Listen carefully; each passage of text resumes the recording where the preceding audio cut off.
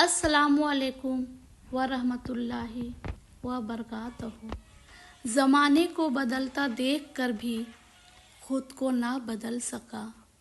नादान नादान ही रहा, उल्टा भी लिखा सीधा भी लिखा।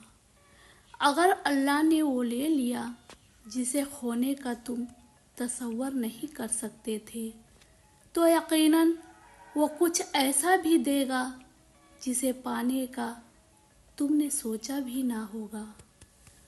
मैंने अपनी ज़िंदगी के गुजरे हुए चंद दिनों से जो सीखा है वो है खामोश हो जाना। कोई दिल दुखाए, खामोश हो जाओ।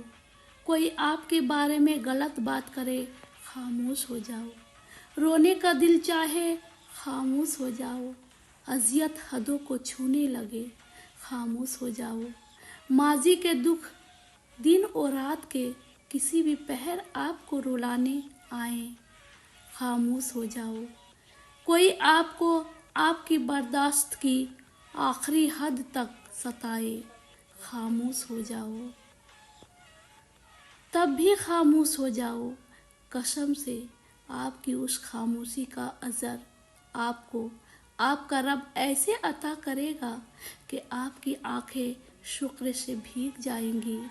आपका दिल उन शुक्र के सजदों में ही कहीं रह जाएगा और उस लम्हे आपको एहसास होगा कि खामोश हो जाना किस कदर बेहतर है गिला और शिकवा करने से।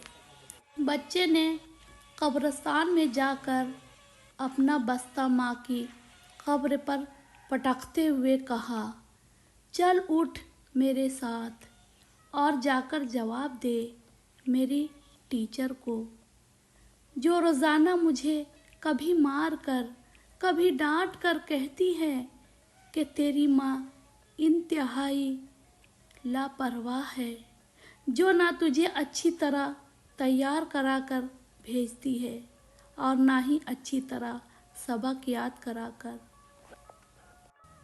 दरख्त अपना फल खुद नहीं खाते, दरिया खुद अपना पानी नहीं पीता। पता है क्यों? क्योंकि दूसरों के लिए जीना ही असल जिंदगी है।